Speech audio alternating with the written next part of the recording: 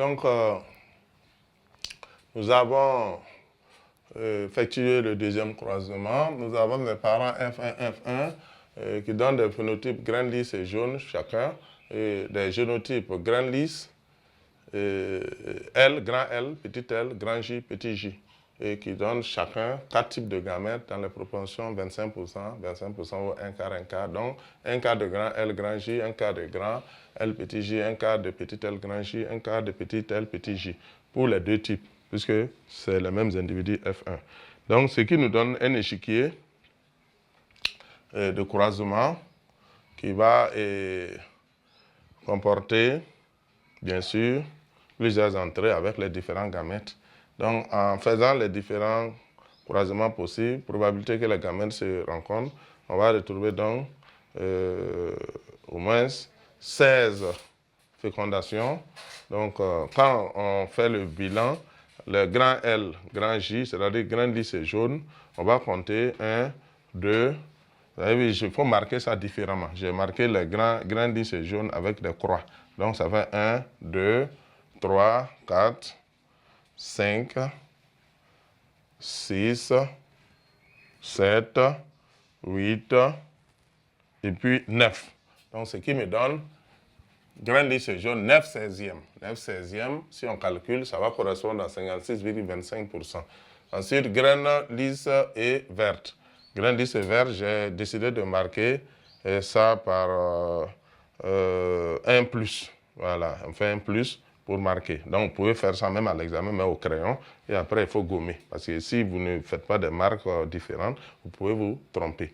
Donc, j'ai fait plus pour faire la différence. Donc, vous voyez, ça fait 1. Grain lisse jaune, 1. Ensuite, deuxième plus, 2. Je cherche encore. Troisième plus, j'ai fait un autre plus. Voilà, ça fait 3. Donc, en tout, 3 sur 16. Donc, ça fait 3 16e de grain lisse et verte, ce qui correspond donc à 18,75%. Donc, si vous calculez le pourcentage, vous allez retrouver ça. Ensuite, on a graines ridées et jaunes. Graines ridées et jaunes, j'ai décidé donc de marquer ça, je pense, par un autre signe distinctif qui est un moins, un supplément, un moins que je mets pour faire la différence. Donc, je vois ici, graines ridées et jaunes, donc 1, graines ridées et jaunes, ça fait 2. Et si je regarde encore, il n'y a que ici, graines ridées et jaunes, donc ça fait 3 16e. 3 16e qui correspond effectivement à 18,75%. Et enfin, il me reste donc, quand je regarde, tout est marqué, sauf peut-être ici, où je vais mettre un point. Donc, pour les graines ridées et vertes. Et quand je fais, donc, ça fait 1 sur 16, 1 16e. Si je fais, je calcule le pourcentage, ça correspond à 6,25%.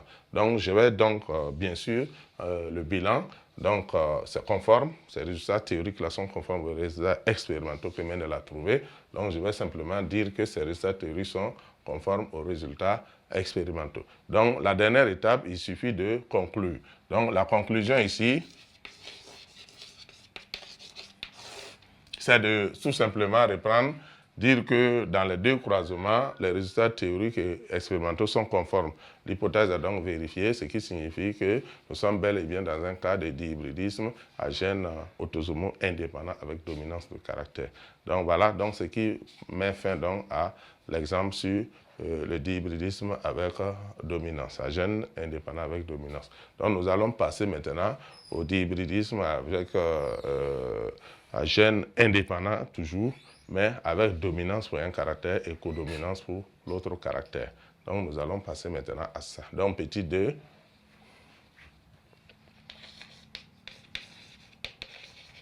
Dihybridisme à gènes autosomaux indépendants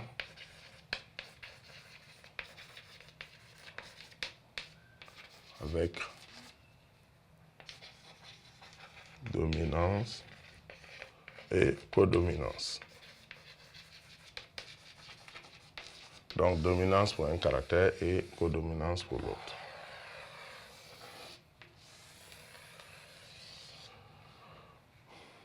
Donc, nous allons prendre un exemple encore.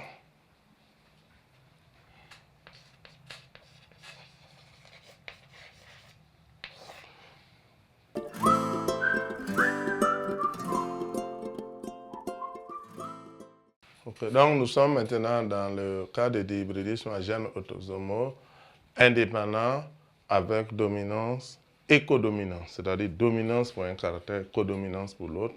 Nous avons pris un exemple qui nous dit qu'on croise des fleurs de race pure. Donc, l'une à corolle typique rouge et l'autre à corolle régulière blanche. En F1, on obtient uniquement des fleurs à corolle typique rose. On croise les individus de la F1 entre eux et on obtient une F2 comprenant 189 plantes à corolle typique rouge, 370 plantes à corolle typique rose, et 187 plantes à corolle typique blanche, 62 plantes à corolle typique à corolle régulière rouge, 126 plantes à corolle régulière rose et 63 plantes à corolle régulière blanche. Donc nous allons faire une analyse suivie d'une interprétation. Donc dans l'analyse, nous voyons que nous avons affaire à deux caractères. Donc les plantes croisées ou les fleurs croisées diffèrent donc par deux caractères, à savoir, il y a d'un côté l'aspect de la corolle et la couleur également de la corolle. Donc, on peut dire que ces deux plantes-là diffèrent donc par deux caractères, donc l'aspect et la couleur. Maintenant, on va supposer que chaque caractère est contrôlé par un gène, donc nous sommes dans une situation de dihybridisme. Donc ça, après avoir noté ça, nous pouvons maintenant signifier maintenant. On va les prendre caractère par caractère. Si nous regardons les parents croisés, on a des fleurs de race à corolle typique rouge qu'on a croisées avec des fleurs à corolle régulière blanche et on obtient une F1 constituée de corolle typique. Donc quand on regarde l'aspect de la corolle typique, n'est-ce pas, avec corolle régulière, on obtient un F1 de corolle typique. Donc, ce qui nous permet de dire que, bien sûr, le phénotype, le caractère et le phénotype typique dominent des phénotypes réguliers. Ensuite, si nous regardons au niveau donc, de la couleur, on a croisé des couleurs blanches avec des couleurs rouges et on obtient en F1 des couleurs roses. Donc, ici, il s'agit là, donc aucun, et bien sûr, phénotype parental n'apparaît. On aboutit à un phénotype qui n'appartient à aucun des parents. Donc, c'est un phénotype intermédiaire entre fleurs blanches, et corolle blanche et corolle rouge, c'est-à-dire rose. Donc, c'est un phénotype intermédiaire. Donc, tout de suite, ça permet donc, de penser donc, que, bien sûr, la F1 étant homogène, ça vérifie la première loi de Mendel, ça veut dire que les parents sont de lignée pure, ce qui nous a été déjà dit dans l'énoncé. Maintenant, ce qui est important de savoir, c'est qu'on obtient en F1 un phénotype, donc des corolles typiques, qui veut dire que le phénotype corolle typique domine le phénotype corolle régulière, d'une part. Maintenant, d'autre part, en regardant donc la couleur de corolle, on voit qu'on a croisé deux parents, l'un avait corolle typique et corolle, j'allais dire rouge, et l'autre avait corolle blanche. Et on obtient à F1 de corolle rose. Donc ça veut dire que le phénotype rose est un phénotype intermédiaire. Et ce qui va nous permettre, bien sûr, de faire le choix des allèles, puisqu'on a dit qu'il y a dominance d'un côté, c'est-à-dire au niveau de